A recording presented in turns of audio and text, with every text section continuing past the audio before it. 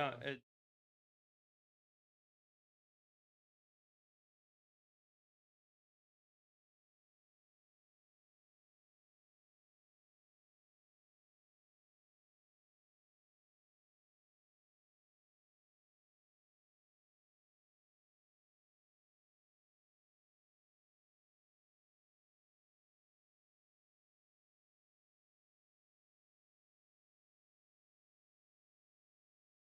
connections.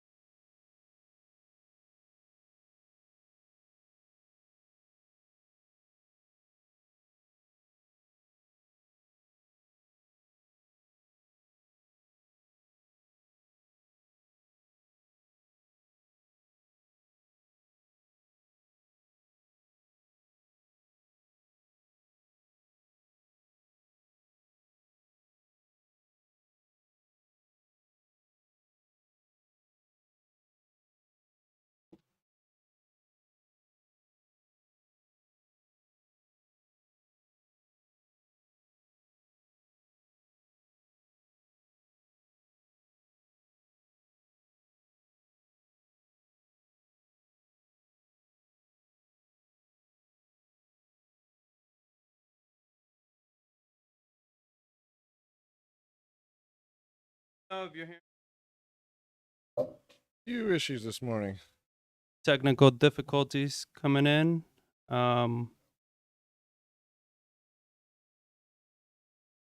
Let's see. Well,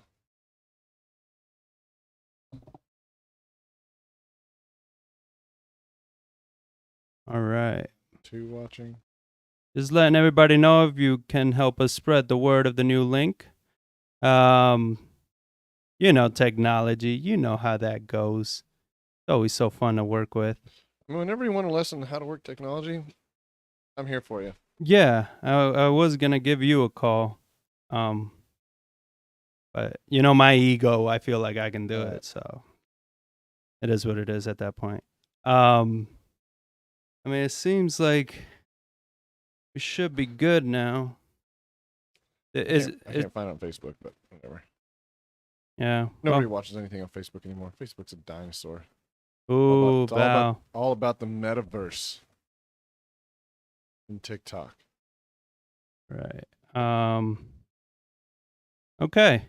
So I guess let's pick it up where we should have started. I was gonna say where we left off. You mean hello? How are you today? So yeah, don't know what happened. A lot of things with technology are always fun to figure out. But going back to it, we are going to be talking a lot about exactly what's been happening with the gas, the war with the Ukraine, how its effect on inflation and everything that's going on in the U.S., what we can expect for the real estate market, interest rates, Bitcoin. We're going to be talking about everything that affects the market. So if this is your first time watching, we usually don't have these problems. So please subscribe. It does get better. But we're definitely... It doesn't get better. It usually is just flawless. But this morning, just... So it's the weather outside. The weather here affects everything. So just make sure to go ahead and share this link with friends and everybody. Let them know that's a new link. And if you have any questions about the market, about anything, make sure you drop it below. And we will try to get to all the questions as we go through the show. So with that being said, Mr. John Barr, how's it going? It's going great. It's going good, right? Yeah. We're trying out these new mugs that our acquisitions manager, Alicia, got us. And got our name on it, too. So, Don't confuse them. John's always trying to steal everything. Even though both our names are Johns, but we do spell them differently. Yep. So, you got that, Sir Slurps a lot? Your name's Jonathan, not John. My name's John. Okay. Your name's Jonathan. Oh, it confuses people. So what do you want to get going with? We get going with these crazy gas prices that we're seeing. Do we want to? Where do we want to start? I've seen some pretty interesting creative stuff on the interwebs of people like gas prices be looking like y'all's credit scores. Or here in Texas, like, I'm tired of these freaking gas prices looking like my high school or like valedictorian. No, what was it? I'm tired of these valedictorian GPA looking gas prices. I want more of the get by just playing my high school sports C's of $2. I was like, oh shit, some of this stuff's pretty funny. But yeah, gas prices are a little ridiculous. Highest they've ever been nationally. Yeah. Highest has been since 2008, but we've surpassed that. I don't know. I didn't see what prices were this morning, if they eclipsed $4 everywhere yet. Quick Trip over here is at $3.99. And then there's those few that are always just 10 cents higher than everybody. So what's been happening? I mean, like, you know, we want to blame Russia, right? I saw a meme that was very hilarious, but I've read that the guy riding a bicycle, and then it says that, like, the U.S. economy, and then the guy grabs a stick, sticks it in his front tire, says inflation, falls down, breaks his arm, and he says, "Damn you, Russia." And I was like, well, it's like, I saw that. The first one was U.S. government pins 80% of money in existence in like 2 years and causes record inflation. Stick. Damn it, Russia. Yeah. Like, oh, yeah, it's only Russia's fault that this is all happening. But I mean, there's a lot of things going on. I mean, it is, and everyone's saying, like, oh, it's all Russia, all Russia. I was like, yes, the last like big spike where it went from like $3 to $4 or like $3.30 to like this last dollar. Yeah, that has been Russia. But gas was eclipsing damn near $3 before all this stuff even happened. Right. But this last like big spike in last month, it has been caused by the turmoil over in the Ukraine. Would that be considered the East or the West? What is that? Depends where you're standing. Yeah, right. I was like, they consider that Europe still or Asia? Like, where is that? I don't know. I always wondered how that works. Because I know like East is like China and stuff like that, but like when does it become Western civilizations? Right. Well, we'll start another show to give you geographical lessons. For right now, so we have Russia attacked the Ukraine, right? The U.S. put sanctions on Russia because of its attack on the Ukraine and everything. And those sanctions, the problem is that we get a lot of oil imports from Russia. Russia provides, 30% or more of the gas and oil for all of Europe? Yeah, all of Europe. We're only about we're less than 10%. But that just goes to show, like, us putting sanctions on like that of just, we can import less than 10% of our natural resource or gas and oil and stuff from them. And to see, like, prices going from $3 to $4 just on that 10% piece is like, ooh. Yeah. That's one I think is like Putin's play over there is like, I listened to a podcast and he's talking, the topic was cryptocurrencies and stuff like that, but it really very quickly became like what his thought was on the global financial system. He's like, I think this isn't an attack on per se Ukraine. Mm-hmm. He's like, I think the Russians are realizing that Europe and US just printed record amounts of money and everything they've done, indebted themselves to like beyond limits anyone's ever been, and they are a big energy exporter. And them and China are very small pieces of the global financial system on a scale of everybody else. So it's basically Europe and U.S. dominate the global financial system. But since they pumped so much money in there, he's attacking the energy sector and using this Ukraine thing. Is like, how far are you going to push? How far are you going to push? How far are you going to push to try to send the European Union and the United States into recessions, knowing that gas prices are going to spike with record high inflation? Yeah. Which would then cascade into quote unquote a recession with high inflation, which is stagflation, which is the worst thing that they could any economy could experience. And then they could make their printing presses start printing money again, trying to inflate the economy again, further indebting themselves and attacking the global financial system and how it currently works, and realizing we're just going to destabilize everything because all debt from governments basically became worthless. And they use this analogy. He's like, basically what they've done, how it worked is Russia created oil, or China created the products, sent them to the U.S. The U.S. sent them dollars, and then they took those dollars and bought treasury bonds, U.S. treasury bonds, or U.S. debt. But now they're taking their printing presses and running them full speed, inflating all the money presses, basically wiping out, making those bonds essentially worthless. And they look at it as, wait a minute, we created the oil, sent it to you, you sent us dollars, we gave it back to you, and you gave us this asset that you're supposed to be paying us, that 1% interest, and now you're 7% interest.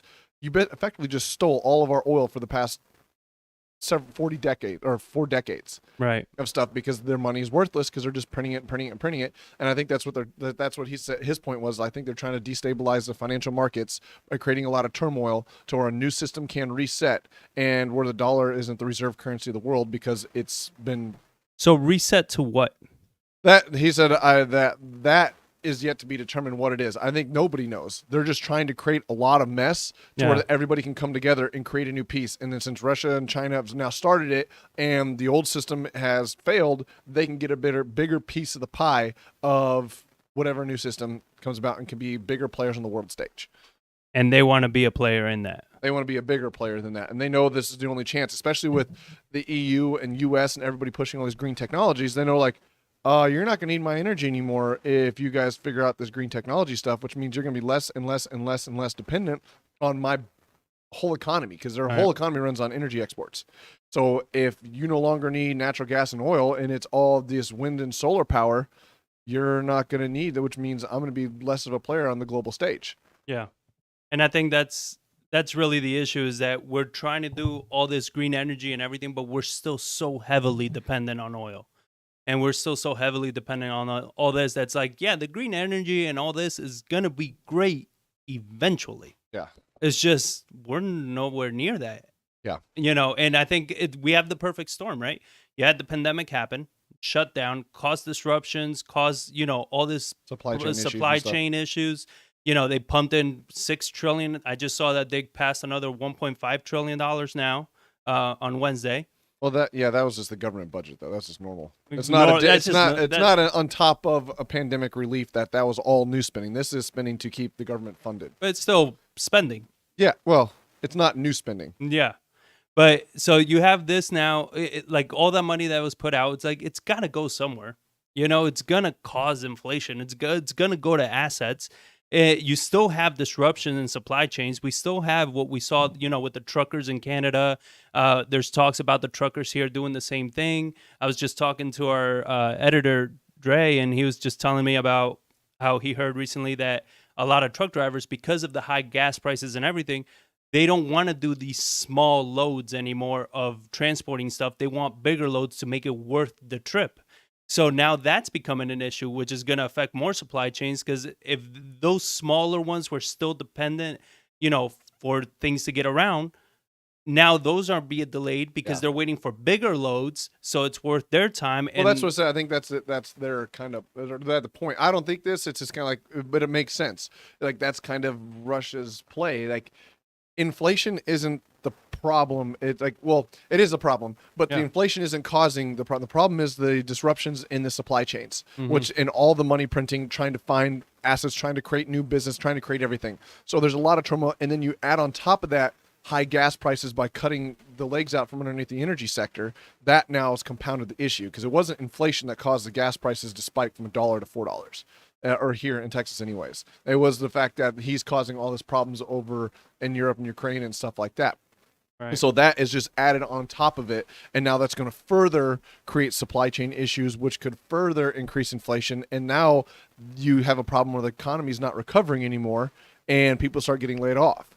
And it's like now you still have rising inflation and rising employment, and so that's where I'm going, like where I want to make sure we head into, right? So you have that scenario, rise in inflation. It's taken off like a freaking rocket. Yeah, 7.9 now. Well, it depends who you watch and where you listen. They're saying it's over 10% already.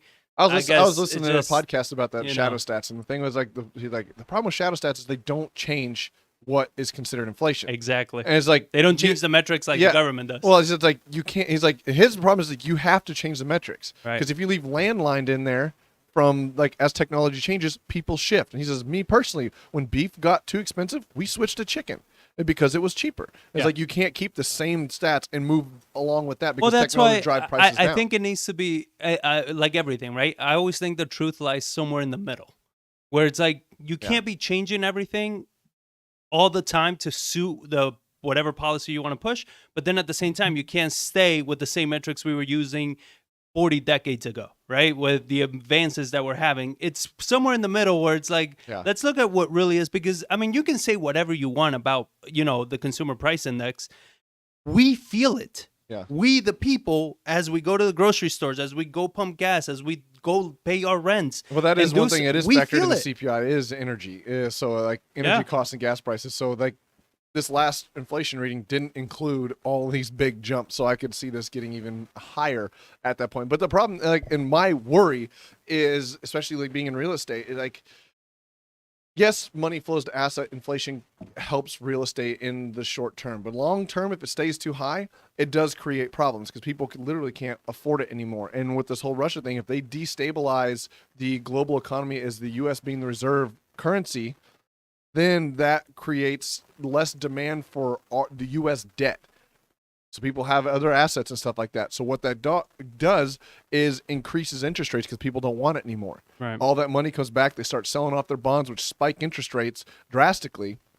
And then that will drive the prices of real estate down, is because nobody wants our debt anymore. We're not the reserve currency in the world anymore. And then now we have to raise interest rates drastically. Or you see like other world, like our 30-year fixed mortgage, like at 2% interest rates and stuff like that. Nowhere else in the world has those kind of loans for property. Right. Like nobody has the government-backed loans or anything. Like, you try to go get a loan in any other country, it is vastly different. And this is the point that we've made before, right? This is something that Richard Duncan, an economist, he coined. He calls it creditism instead of capitalism, where we are at a point where the U.S. economy runs on credit. We need more money. We need to increase the money supply. We need to increase credits. We need to increase all that in order to keep the economy, growing and growing and we've growing. been creditism ever since they created the financial system. Like, because the money supply has to grow. It can't go down. So somebody has to create that money. But every time it needs to grow even bigger than before. So like the pace of growth is getting, I think, a little harder for them to control, especially when you have this situation like you do with Russia. That's like they're starting to actually poke holes at your system. So going back to what you were just saying, what's going to happen in order to control this level of inflation and everything? If the Fed, they came out that next week, they're raising, right? Next week, they're going to be raising interest rates a quarter basis point, right? A quarter point. That's nothing. I mean, if you want to really tackle inflation, like you need to raise it like 1 or 2% or something to really stop this. Yeah. The problem with doing that is you'll send the whole economy into a depression at that point. Well, that's the problem is now, like, and why I think like being the master strategist that Putin is why he chose this time to do it. Yeah. As it's like everything lined up. He's like, you can't sanction me too hard because you will send your economies into recessions. And if you send into recession, that's good for me. If I send you in recession, you print money to try to get out of it, that's good for me too. Because you're further creating this problem, further exacerbating inflation, right, which will just decimate your economy even more, because now you have rising inflation and rising, because the underlying issue is like we have extremely high energy prices all of a sudden. It's like those are price shocks to economies that can cause recessions. And then you have massive supply chain issues that are causing problems. Yeah. And you have a lot of problems where unemployment, we're back to full employment. I mean, the new one for the market update going out is at 3.7. I was like, that's considered full employment. And now we have job openings literally everywhere. So everybody's trying to expand and we don't have the labor to fill it in. So people are trying to incentivize by paying higher prices. And eventually that whole thing could come crashing down. Well, and are they paying higher prices to catch up with the level of inflation that we're having? Or are they paying higher prices than they usually would pay, but it's still not enough for people to actually take those jobs and, Well, that's what Kelroy talks about is. on his one, is like you're going to see bigger pay boosts to keep employees in 2022, and you're going to see bigger pay boosts trying to get people over. He's like, the problem is the labor's not there. Yeah. Like, we don't have the education, we don't have the immigration to fill in the gaps. And so like that is a problem where the economy is trying to expand, but it can't. It has the money to do it, but it doesn't have the labor to do it. And the supply chain issues are creating even more problems with what's going on. It's like, and that can send it into a recession. Is like it's trying to grow and it's missing a piece. Yeah. It's just like you have what somebody use the fire triangle, or it says you need air, fuel, and oxygen. Mm-hmm. Well, the economy needs money and it needs people and needs people buying. It's like, well, we have people buying and we have the money to expand. But we don't have the people to fill in the gap so the economy can expand. Right. And it's like, and if you're missing one of those pieces, something doesn't work. And I think that's it too, is that we also have way too much money right now, which made the rich even richer. So they're trying to buy as much as they can. They're looking to Well, they're buy. selling everything off now. No, You look well, at the stock market; it's I don't down know. 20%. Oh, the stock market, yeah. But I'm looking financial at assets. I'm looking at actual assets like real estate and stuff like that. And they were showing how, I don't know where the article went, but they were saying that institutional and investment buyers, they accounted for like 20% of the single family homes sold last year. And they were saying that that's the biggest amount. That's the article I covered last time we did this. Yeah. So, So, but there's like it rose 20%. It rose 20% from where it previously was. mhm. So it's not 20% of the volume. It's just 20% increase from where they were year over year. But they're still only like 5% of the U.S. homes are owned by institutional investors, and institutional is considered 2 or 3 homes. So, or more than 2 homes. Yeah, that is true. So that's where I say, like, it rose a lot. There's more money starting to get into the space, Yeah. but there's still an extremely small portion of the overall. So what do you have Right. here on interest rates, on the economy? Do you have any articles that you wanted to talk about? Well, I mean, no, I mean, just the interest rates and stuff we're experiencing, because we're trying to do a refinance on several rental properties right now, and interest rates are actually going down. We were trying to rush thinking like, crap, we couldn't do it last year. It's like, interest rates are going to rise. Interest rates are going to rise. This isn't good. We're trying to get these refis done now. And now they're actually saying like, actually interest rates are on their way back down. And what's causing that is this turmoil over in Europe, and driving down interest rates is the fact that like now people are like, crap, you have record high inflation. You're going to try to raise interest rates Mm-hmm. to slow inflation down when you have energy spiking like none others. Like, that's a recession on the horizon. So people are flocking back to safe assets, which are your U.S. treasuries, and that's driving the 10-year treasury down, which then drives U.S. mortgages down. So Right. even though they can raise short-term interest rates, that doesn't affect overall it can affect things, but it's not a direct. Well, the problem is like they've already given their projections. They've already said what they're going to do. The market's kind of priced it in. A quarter point isn't anything. It's not going to budge the needle in any direction. So that's already kind of factored in. So they're like, well, okay, we'll wait until the next hike and see how much you're going to hike then. But until then, like, it hasn't really changed anything. So what's going to slow this down? Like, I mean, that's the multi-trillion-dollar question. What's going to God. slow it down is like, and it could go any way, and like that's the whole ordeal when they're playing these massive politics on the global scale. They're all just monitoring it and tit for tats, trying to figure out what they can do. That's why it's like if the U.S. wanted to stop Russia, like they could go in there and just trounce that economy, but they run the risk of nuclear war at that point, and then you have the problem with China trying to get into it as well. So because China stands behind. Oh yeah, Russia they're at backing this them. time. Yeah. They're just like, they're not within full support trying to send resource or anything, but they're kind of saying like, well, we agree with what you're trying to do. Well, so here's the other problem I have, and this is something that we've said plenty of times on this show, is that you need to be educated yourself. Like, you cannot be a headline reader. You cannot be going off of what one of your favorite economists or people are saying. You got to look at the data for yourself. And one of the things that I've seen is there's so much misinformation. Because, and what I'm talking about misinformation is that you're hearing this from one area, then you're hearing the complete opposite from the other area, and they both have supposedly credible sources to support their ideas, but who do you know, or how do you know which one is true? You know, so you look at that and they say, you know, oh, China isn't really in full support of Russia. And then I see other sources, they're like, oh no, yeah, they gave them the go ahead that we got your back, and it's like, who do you believe? Yeah. Like, I haven't actually seen the Chinese, not emperor, but where the dictator that they have over there come out and actually say like, hey, I'm in full support of Russia. That's what I said. They're So quiet it's about like- it. They're not publicly agreeing. We're not publicly disagreeing either. But what I'm saying is we don't know, right? Yeah. Like, we don't know what's going on behind closed doors with all these things. We just don't know, because you try to be, yesterday, I mean, I'm looking at articles and I'm seeing on both sides, and they both have like, I was reading one article where everybody says that the fault of high gas prices is Biden's fault for shutting down the Keystone pipeline, right? So I was trying to do some research into that to see. I was like, are they going to try to open it back up? What's the resources? What's going on? And then I saw an article by the New York Times, I believe, that they were saying, it's actually not Biden's fault.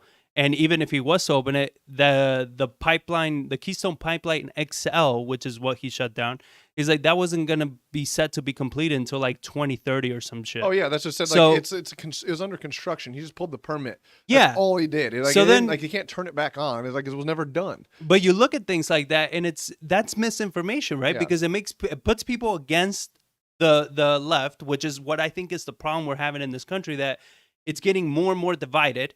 Everybody's attacking each other, and the only one that's benefiting is the media. They're the ones that that's just always done. that's because we keep getting hurt. You look at these things. I was looking at their things of saying why Biden wasn't at fault, and I looked at a lot of it, and I'm like, yeah, I mean that a lot of these things make that's what I sense. said, it's like I don't think it's not his fault in its entirety, but it's one of the No. things like supply chain inflation issues don't just pick one sector to attack. Like, oh, we're only going to do it to Right. food production. We're only going to Right. do it to housing. It's like it was happening to oil and gas because like there's massive trucker shortages. How does oil and gas get around? Like truckers move it. Yeah. And these, like you're saying, these short trips, nobody wants to do it. Like that was driving up prices before. But their negative stance on the energy sector has had an effect Yes. that will affect long term. So they do have a playing part in Mhm. this, but they're not the sole reason that it has happened. 'Cause yes, they it's- shut the pipeline down. Yeah. Yes, they're not. They renewed. They canceled some leases on federal lands that had stopped these things. But like everyone goes like, well, look at it, what it was a year ago. Like these things don't happen from one year to the next. Like Right. these things take long periods of time. It's like, well, under Trump, it was $1.30. It's like, yeah, because nobody was freaking driving. It's like you're just reading a headline saying like, oh, that was the Trump's gas was so much cheaper. It's like, yes, it was because we were in a massive recession and nobody was driving and it tanked everything. It's like massive shocks drive prices up or down. That's why prices have increased in the last year or last month is because there's a massive shock to the system. And that's what because we're in a global economy. You take one Yeah. piece out and everything goes haywire. And that's what we were covering even last year on Coffee with the Johns was so much of the, when people were asking us when the pandemic first hit and they were saying, hey, how's this pandemic affecting you guys? And one of the things that we kept saying is like, I don't know. We got to see until it goes all the way around how it's going to affect us. Because when something happens, it's not always a direct response to where it's going to hurt the most. It's like it hurts one sector. And then that sector affects the other one, and the other one, and another one, and then when it comes back around, it affected everything. So it's like with this thing, with oil prices, with gas prices, how's that going to affect besides affordability? It's like it affects everything. It affects transportation, it affects the distributions, it affects employment. I mean, it affects everything. I mean, it will in the short term. Like what it will do is it will drive costs up in housing. Yeah. Because the lumber mills, like everything runs on energy. So energy prices go through the roof. All of our materials get that much more expensive. So that's like when a house needs to sell, they're going to have to raise the prices. Didn't plywood just like double? Yeah, it's back up at like $50 a sheet or something like that. Insane. It's ridiculous. I think I was telling you, like when we were building our new build, I think I got plywood down like for the half inch was at like $12. No, not 12, like 19 or $20 or something like that. So yeah. But I mean, today I was just gonna look it up what it's at. That oh man, I don't want the 17 million you have. Yeah, it's at $63 for. Yeah. It's not cheap. That's insane. $63. You were even off on your on your guess. at Yeah, I the was just 40s. kind of trying to find it. And My I was like, goodness. So that's and we see that. So how's this all affecting the market? How's this going to affect you? How's this going to affect real estate? Let's break it down a little bit. So now we're getting into the summer months. The summer months are times where people travel. They go on vacation, they take long trips, they go to the beach, all these things. Airfares, they're already expecting that to go up because I mean gas prices on planes and everything is not cheap. Transportation, are we going to see the level of people traveling and taking vacations when gas is tripling? You know what I mean? That's what I said, and that's where I think it will affect the economy because like it will stop people from moving. Exactly. That's what moves people around is like, or moves economies is ability for people to, hey, you know what? Let's take a family vacation with family of 4 from San Diego and let's go to San Antonio to visit and stuff like. With a family of 4, you're talking. It used to be $250 a ticket, and now it's $500 a ticket. Yeah. And it's like that will drive less people moving around and force people to stay indoors. Yeah. And it's like when you start slowing the velocity of money moving around, that is what causes things to go into recessions and prices to have downward pressures. And all that leads to panic, right? Like people, like always, that's the psychology of all this. That's always interesting to me is that when people start seeing this kind of problems, they start freaking out. They're like, oh, you know, what's going to happen? Food's going to run low, you know, all these things. So people start rushing the grocery stores. They start doing all these crazy things. I mean, you know, kind of funny of what I've seen recently. If you are a Sam's Club member, right, that you have a Sam's Club card, you can pump gas at their stations. Their gas stations are usually cheaper than other gas stations in the area. Sometimes they can range anywhere from like 10, 20 cents to like 40, 50 cent difference. So it's like, all right, cool. That's a nice little discount per gallon. I drove by yesterday. There was a line. And they don't have like one pump. They have like 14 pumps. Yeah. On each, there was a line that was all the way through the parking lot out into the street of people trying to go there. I go down the street, not even half a mile. There's a gas station there, completely empty. All to save 20 cents a gallon. 20 cents a gallon? I was like, what are you talking about? Saving a whole $6 if you have like a 20-gallon tank? You know what I mean? That's $4. Or $4. Like, it's just, I was looking at it and I was like, what is your time worth? Like, I've been there when I've had to be like the third online, and it's taken me sometimes, you know, a good 20 minutes to get there. These people were like 11th online. I was like, really? To save, even if you were saving $10? Like, I know the gas price thing has always been something that's interesting to me. Like, man. Like people will wait so long, like they will go drive. Like, oh, gas is 3 cents cheaper over here per gallon. Let me go over there and get it over there. Like, you know how much money that like cost you versus saved you? Exactly. Like, it's like, oh my god, like exactly that. Like 20 cents. Like or like I know there's a cheaper gas station at one of our new builds, like one of the HEB gas stations. Like they've always had the cheapest by like 10 cents. Like yeah, but I'm not gonna go drive 30 minutes out of my way to get 10 cents cheaper per gallon. Exactly.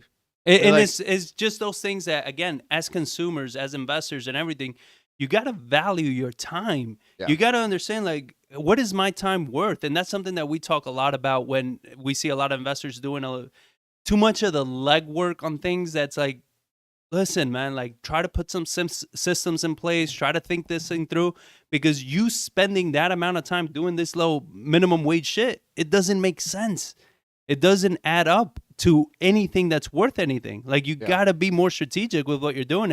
And that's what John Schwab puts on here about like staycations. Yeah. Like, I think that is going to be more of a popular thing. I mean, and that does get concerning for like, we live in a city that is heavily dependent on leisure and travel and conventions coming to town. Where like, if all these prices go through the roof, gas, like for extended periods of time, it's like, and interest rates do rise and they're trying to fight inflation. Like that is something that is worrisome, especially being in real estate. It's like, because we are an effect industry. We're not a cause industry. Our prices and what we do is the cause of other policies and other things. So we don't affect the economy by real estate prices, but we do fluctuate based on what everything's going on. So if we go into overall, I can see so many people right now, when we put this clip out on TikTok, freaking the fuck out again. Oh, they're gonna destroy it. But that's like, I'm smarter than you, and so that's why I'm right and you're wrong. So, but I'll let them have fun with that one. But it really is. It's like our housing prices going up is the cause of low interest rates and people wanting to get around and supply shortage and people having that fear of missing out and low inventory. Right. And it's like, that is a cause that's not an effect. Now, if people quit moving around and businesses quit making money, and people quit hiring new people, and they quit expanding, and then all of a sudden our inventory starts to rise because we don't have this rush of people trying to move here or move around, and people try to stay in. They see prices rising so much, so they start moving in with family. Instead of having one family member, you have two families living together in smaller places. It's like that will put effect on, or a cause onto real estate prices, and that can bring prices down. And especially if interest rates start rising and spiking, especially if whatever happens, it depegs the dollar over the long term, and then we're no longer, we have those. And the reason we have the luxuries we have with our mortgages is because we are the reserve currencies of the world. All right.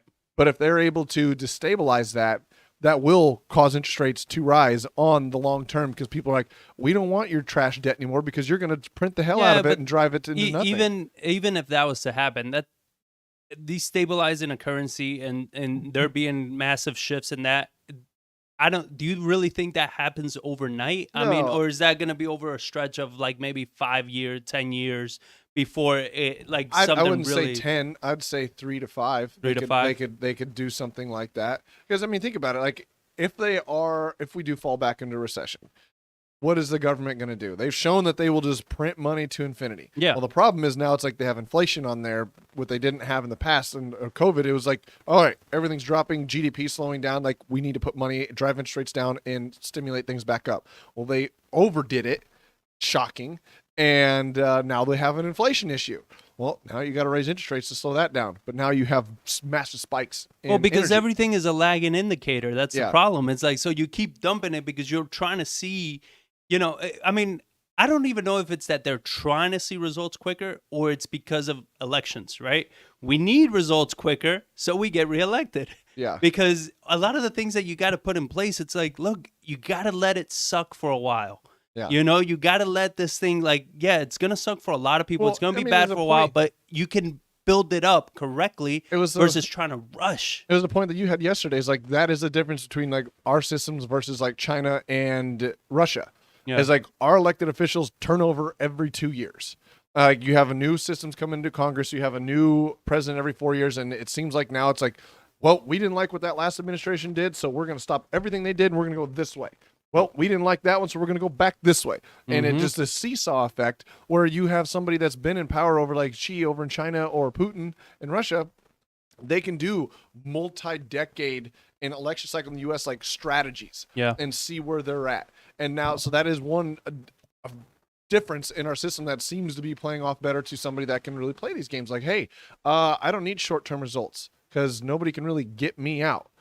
So now that has its downsides too. I'm not saying that that's a better system, but right now it's like when you flip-flop every year and you're saying like, well, we need these hits. We need to get these things going because we need to get our elections every 2 years because they know they want to hold the power in Washington. But now it's like they got the Republicans like right on their heels trying to win back Congress. And so that is kind of a... And it hurts what we always said. Who ends up paying the price is us. Because while they play their games and they're trying to figure all this stuff out, like, we're the ones that get the biggest, the burdens and everything that we got to deal with because everything is a lagging indicator. And I mean, I was just reading a comment here from David. He says, so far, we're still seeing bookings at our Airbnbs from both in-state and out-of-state investors. And we're driving to South Padre next week, even if gas is $4 a gallon. And yes, what I'm more concerned about is, again, going back to the overall psychology of people, right? So it's like right now it's just starting. Yeah. What's this going to look like as we get, like they're saying in Texas, they're expecting $5 gas by the summer. I mean, from what we're seeing, it's like, yeah, I can definitely see even more than that. California, they're starting to get close to $10 a gallon, right? So when you start seeing those things, you're going to start seeing people start like getting scared. And as soon as a few people start getting scared, that spreads. Exactly. Well, I mean, you can just as recent as 2020, like I started hearing about this whole COVID thing around like January, February timeframe, but I didn't think anything about it. Exactly. I was like, well, that's over there. We don't have to worry about it over there. Then all of a sudden it started coming to the U.S. in the U.S. And you're like, okay, starting to get a little worried. And then like by the end of March, you're like, what is going on? Everything's shut down. Yes, like we're still experiencing bookings at our Airbnb. People are still moving around because it just happened. and they already had plans like, well, after this year, we deserve it. Yes, it's going to be more expensive. Yeah. But if gas prices and energy prices stay this high for a year, 6 months to a year, you're going to really start seeing that effect, because that's going to hit their pocketbook. Like, well, we just did that last vacation last year, and now this year is twice as much to go do that same thing. Like, I think I'm going to save it this time and skip out on that. Yeah. So that is a problem when you have a huge spike. Like, if what it was going up before at 10 cents, down 5, up 10, down 3, up 4. Like, over time, the economy can eat that and adjust to that. But when it's just a massive shock all at once, like, everyone's probably still going to keep their same mentality for the next, like, 3 months of what they already had planned, because they already had things going on and what they were going to do.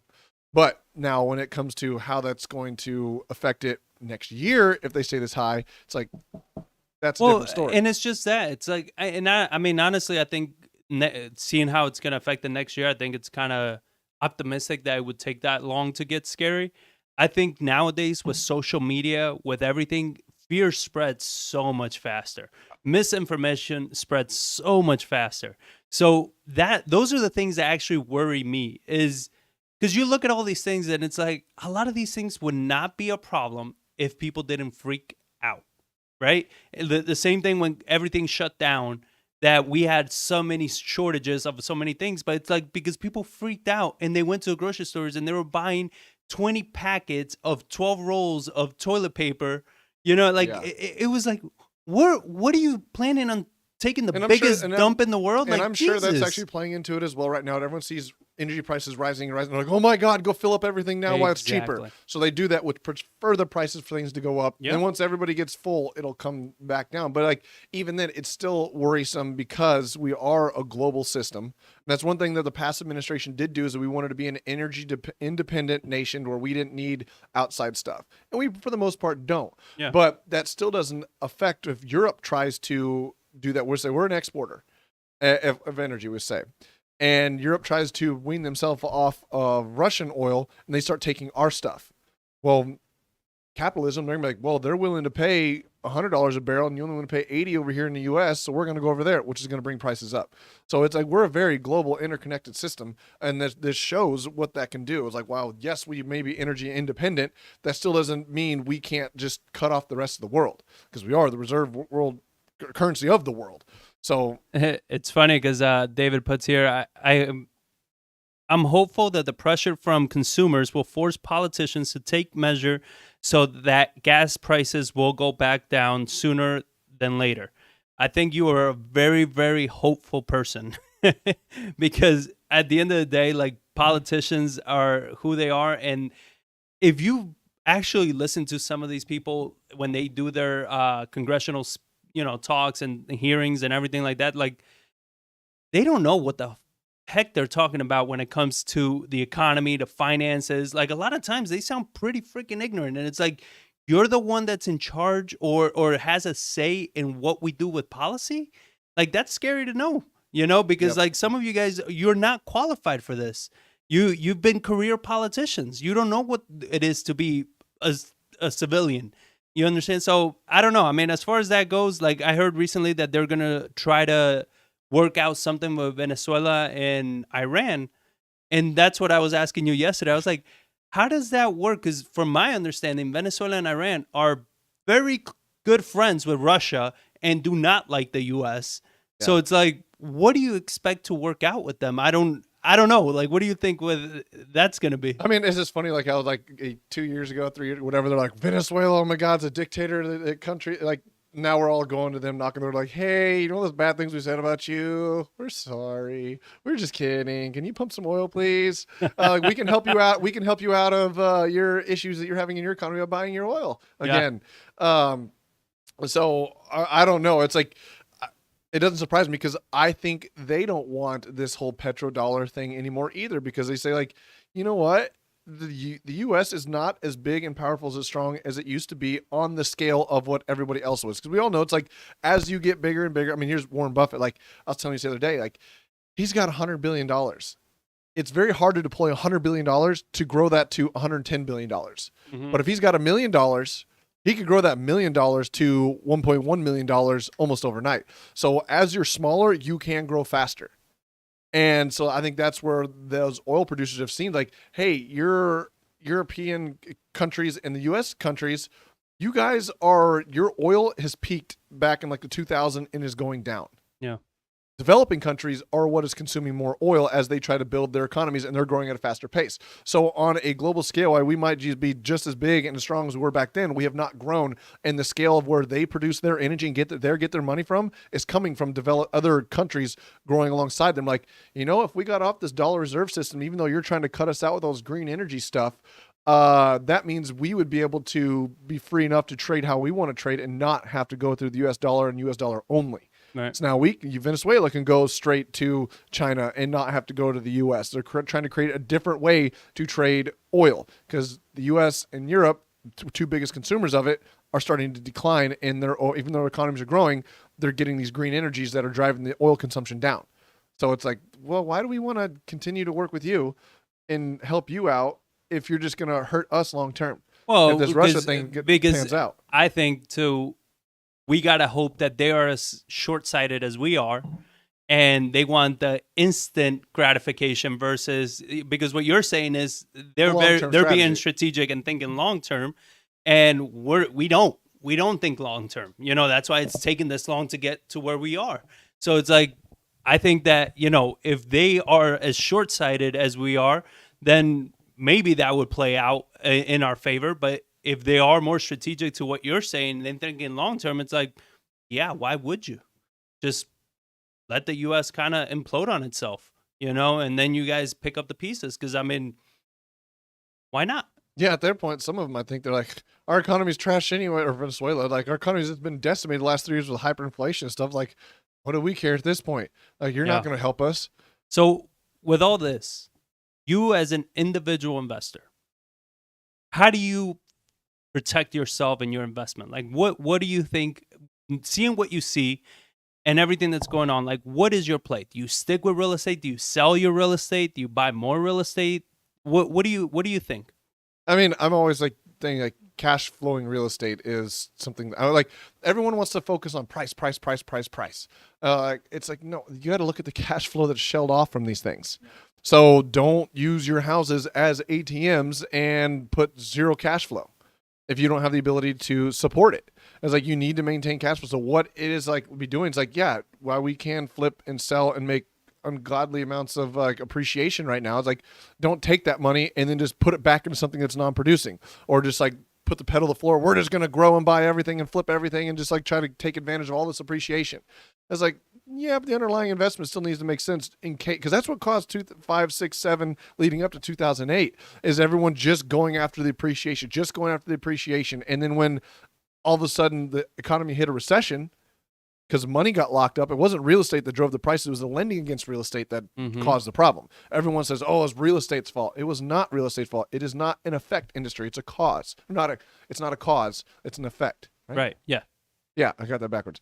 It's like they didn't cause it. It was just an effect by it. Like, so home values going up is what caused more people to try to lend with all the policies behind it. And then when it came crashing down, it's like, well, the effect was real estate prices went through the floor because nobody was there to buy because the money wasn't there. Right. So that is something you really have to look at is like, yeah, prices are going up, but the effect could be if something were to happen, and like what COVID did was different than what this is now. It's like, this is a business. It's not that we're just shutting everything down and pumping money to pay people to stay home. Yeah. It's like, no, the business cycle is come to an end. And now that's going to slow everything down. And that's a different animal than like, hey, we know the problem. This is COVID. Everyone's locked down. Let's throw money at it. But right now, it's like, it took them a while to figure out 2008 of like, what was the problem? What was all this lending against it that allowed it? So now how do we get out of it? Right now, it's like, if this happens, well, what's the cause? It's supply chain shortages and it's energy costs. Mm-hmm. Those aren't easy things to fix. It's not that we can just pay everybody to stay home anymore, because like, no, that creates supply chain issues even more. Like, how do you quickly fix a supply chain issue?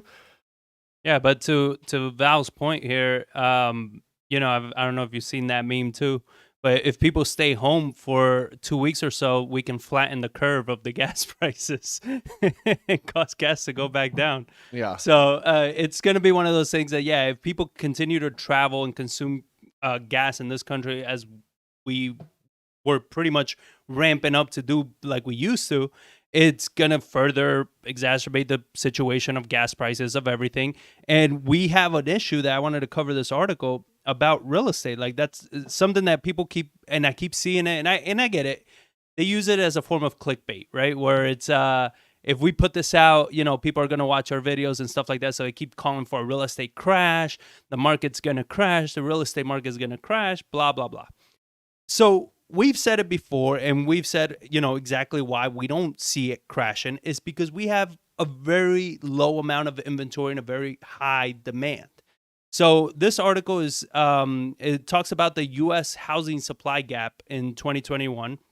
So the gap between single-family home constructions and household formations grew from 3.84 million homes at the beginning of 2019 to 5.8 million homes at the end of 2021. Okay, so explain that real quick. So The difference between those exactly. two numbers. So the difference is that household formations is pretty much people that are coming into the market to buy houses. So families, people getting married, families growing, people having kids, people moving out of their parents' house. So it's people that are going to be coming into the market to buy homes. So that rose tremendously. So it went from That's buyers entering the market.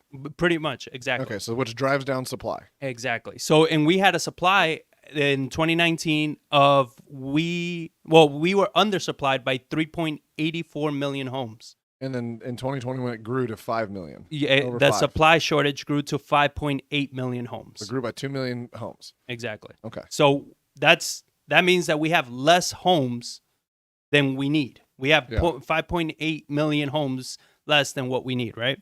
So at the 5-year average rate of housing starts and household formation, the gap would only widen. Assuming household formation continues at its current 5-year average, the average rate of home completion would have to triple to close the gap in home completions and household formations in 5 to 6 years. Yeah. So the rate that they're building houses has to triple, and it will still take 5 to 6 years before we close that gap if everything keeps at its current pace. So, I mean, that alone is already insane because we see that. I mean, that is a good thing. That is a good thing for the real estate market as far as having a floor of how far it can drop. Because we are short all these people. But look at it this way. In recessions, do divorces increase or decrease? They increase. Which means families separating. Yeah. Now, do people in a recession decide, do marriages increase or decrease? I assume they decrease. Exactly. That's household formations slowing down. Do people have less or kids? Doubling. I was like, because now you have the husband and the wife looking for a home. Oh, they move. Yeah, they might move to an apartment or move in with a family member or whatever, but it's not the household formation kind of thing.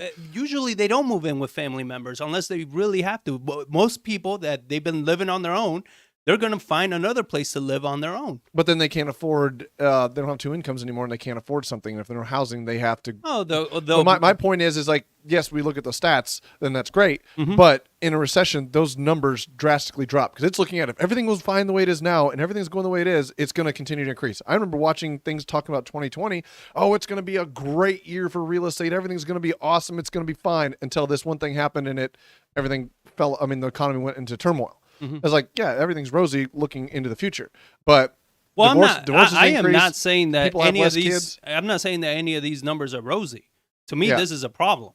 Like, this is not, a good thing. My biggest problem is like when you see prices increasing like this, and you see these shortages, and you see like it brings in politicians to create laws around it because it created such a problem for the masses that forces politicians to do something. Mm-hmm. So when you see real estate prices increasing at 20% for the past 2 years in a row, like that can't continue.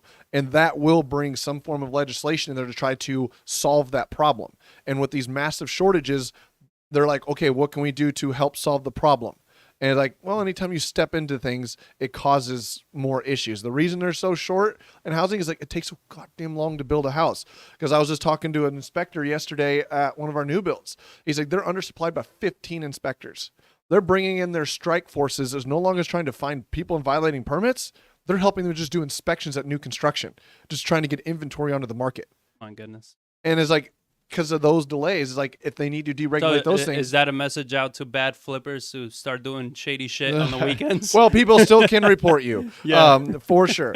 So that is, but those are all concerns of like, what is it going to do? Like, I know that the houses cannot keep increasing at the rate they're increasing at for much longer before it's like people can't afford it. Like rents alone up 13% this last month. Housing prices up 16%. I think we're at like 22 months of double-digit appreciation year over year in the median sales price. Like, plus, it's not double-digit. Like it just barely hit 10%. Like it's at 16%. Like yeah, I don't remember what the average. Past. I don't remember what the 12-month average is, but yeah, it's well into double digits. It's insane. And it's like it can't continue to increase like this because eventually people will not be able to afford it. And if you move into a recession and people aren't getting the increases, economies aren't expanding, and wages aren't rising anymore, right, that will put pressure on the housing market to be like, yeah, we're short all these homes, but nobody can afford them.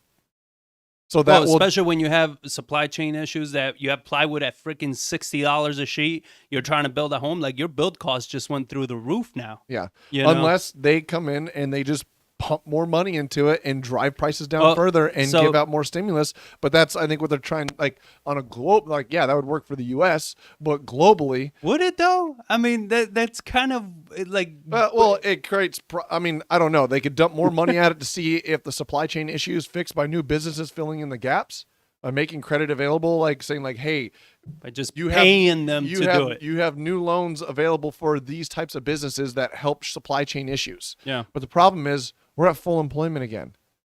Where are these new workers going to come from to create these new businesses? Because they have to eliminate old, what do they call them? Zombie companies. Yeah. That is like, they're just so bloated with debt and cash. Like they don't make money. They actually lose a little bit of money, but they can have access to so much credit that they can keep going. It's like you need some of those companies to fail to put labor into the market, because that's also the problem. Like you can create new loans for products, but you have to exclude the bad ones that they're like, yeah, okay. You don't qualify for loans anymore or these cheap loans because you're just not good, and we need to let you fail, because then that could supply all these new employers or employees to go start new businesses. Right. But when you dump so much money into the economy and make credit so easily available, that allows these bad companies, these bad actors, you hear them all the time of like these companies raising hundreds of $millions for something. You're like, what? Mm-hmm. Well, we talked about this. I don't even remember which episode, but we talked about SPACs, right? Yeah, which is what it's pretty much allowing companies that should not be going public under these SPACs. And it's like they don't even have a product that they're selling. Like they're selling the promise of a product at some point. That's like that. It's extremely weak reasoning to make a company public. Yeah, and it's terrible. One of those podcasts I was telling you to listen to, and he's like, that's how you know you were like kind of getting into like bubble terror when it comes to SPACs. When somebody created a SPAC called Tesla. Yeah. Spelled differently, something like that, but he rode the curtails of Tesla. People Nikola. That's what it was. It was his first name. Oh, that's right. Yeah, it was Nikola. So people like Nikola Tesla. That was like Tesla. All right, let's do it. And he raised buku's amount of money off this SPAC just because of the name. And everyone saw like all these people getting rich off of Tesla, watching the Tesla stock go up and up and up. And all these people talking about, oh, look at all this money I'm making in Tesla. And they're like, well, I'm looking for that next big thing. And this Nikola thing, maybe that's a part of Tesla. And then he just made tons of money off of a SPAC that's like, this thing was worthless. And then it crashed and everybody else got left holding the bag. Yeah. So let's get back to the article, though, because it continues. It says, builders accelerated production, supply chain issues limit completions. So in 2021, 1.1 million homes were started, which is 13.4% more than in 2020. Home starts per 1,000 households increased sizably in 2021 from 7.9 in 2020 to 8.9 in 2021, indicating acceleration. The gap between housing starts and completion reached 16.1% more starts than completion. The recent high due to supply chain issues. So that is what we were talking about. They're starting a lot of homes, but they're not finishing them because when they're starting, the prices are going up so much. They've went up so much that's like we can't finish them because we're severely over budget now. And not everybody that's doing these homes are sitting on, millions. They're borrowing money just like everybody else is. So when plywood just goes up from freaking $20 to $60 in a matter of months, it's like that's a massive jump in lumber prices, and when you're building houses, lumber is a big part of the build. So it continues that let's see, the gap between housing did that. And okay, so a decreased proportion of affordable homes, and this is what you were talking to, are being built and sold in 2021 compared to 2018 through 2020. Only 25% of new homes were sold for less than $300,000 in 2021, down from 42% in 2018. So that's a huge drop from 42% of homes being sold under 300,000 to down to 25%. It's what we were talking about. They can't build affordable housing. Like that's just a massive issue. So builders continue to ramp up, most in the South and West. 57% of home starts in 2021 were in the South, and almost 24 were in the West. In 2021, 14.6% of all building permits were granted in Dallas, Houston, Austin, and San Antonio, Texas metro areas. 14% of all the houses across the entire United States were in Texas alone. So when we talk about the shortage of home and the growth that Texas still has, this kind of shows you that it's backed by a lot of freaking money. Because that's a lot of money that's coming to Texas to build homes. I mean, that is a good thing about our position when it comes to what do you do? And we're here in Texas. The most of the people we know are in Texas. We've been pretty. Hear that wind kick up. Sorry, I didn't know what that was. Squirrel. But yeah, coffee. What was I talking about? I don't know. Oh, but Texas real estate is it's being sheltered. People are flocking to Texas. They're flocking to the South. They're flocking to the West. So if prices do continue to spike and get more and more and more expensive, that is going to drive people California paying $6. Housing prices are through the roof. You're raising taxes even further. I'm out. I'm done. I'm over it. I'm going to move down to Texas where gas is only $4. Now to them, that is a stimulus check. I'm saying, instead of paying these massive high prices over here, I can rent in California for $1,800 or $2,000 a month. I go to Texas, I get $15. My gas is $7 out here. It's only $4.50 there in Texas.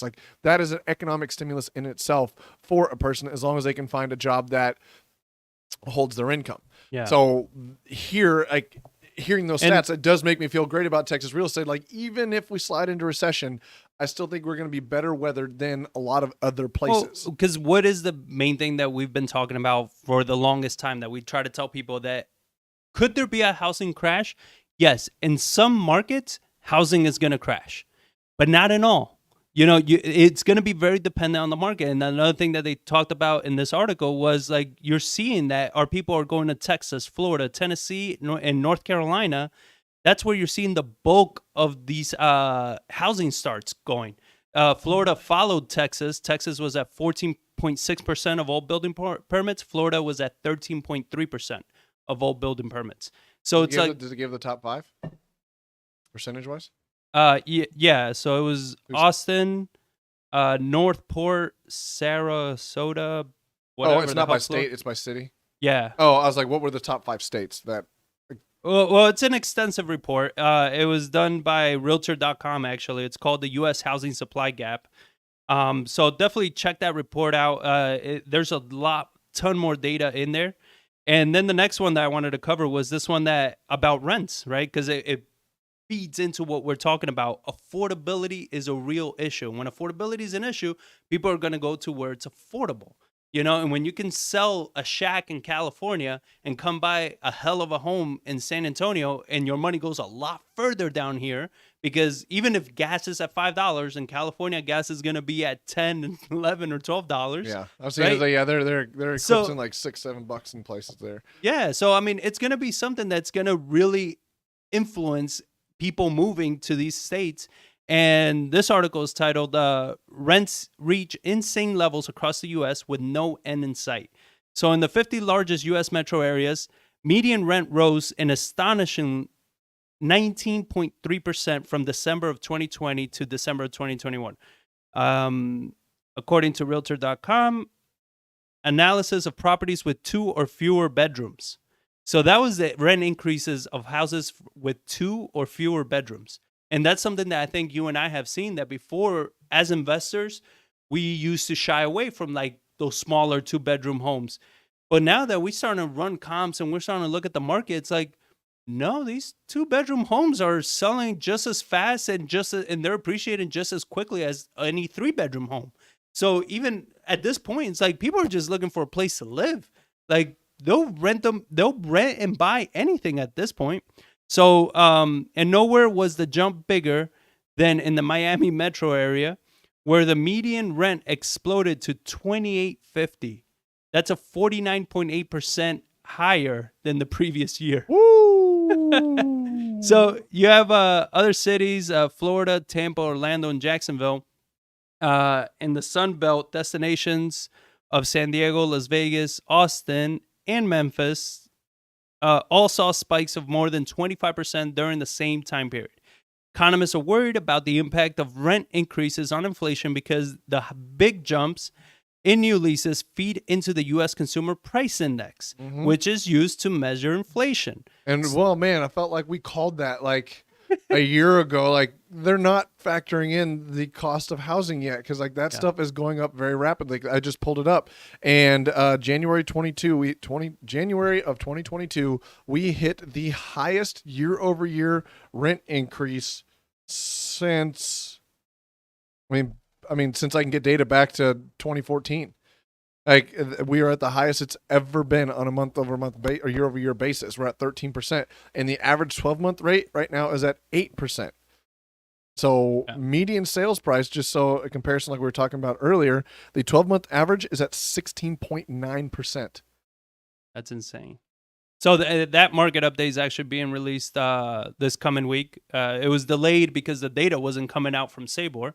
Yeah, so it took forever for that to come out. We weren't able to release it at the end of the month like we usually do, but it is coming out this week. So stay tuned for that one.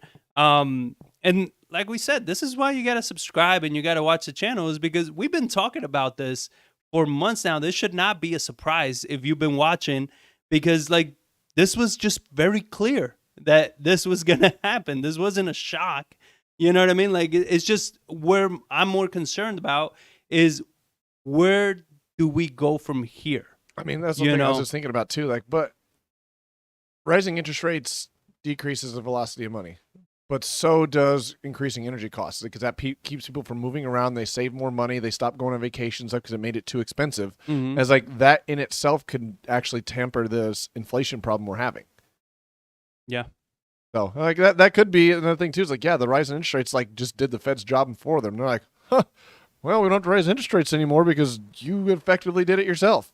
And that, but interest rates aren't rising. You just said like just on the refinance, we're seeing interest rates drop. Yeah, yes, but I'm saying like it could, I'm talking about a long term thing. Like energy costs rising is putting a brake on the economy in itself, on the inflation. That's what I'm just looking at. I'm talking about the inflation. While interest rates are going down, as far as those things go, like the high energy costs can drive inflation back down from like the 7.9. It's like, yeah, gas is really high, but it's now stopped moving money from moving around and starting to settle down. That was just something I thought of. But even then, though, that happens, but it's going to start causing people to lose jobs. It's going to start causing disruptions, and like we talked about in distributions and everything. So it will affect everything anyway. So yeah, okay, maybe interest rates go up, but it's not going to help the overall economy. It's going to be hurting even further.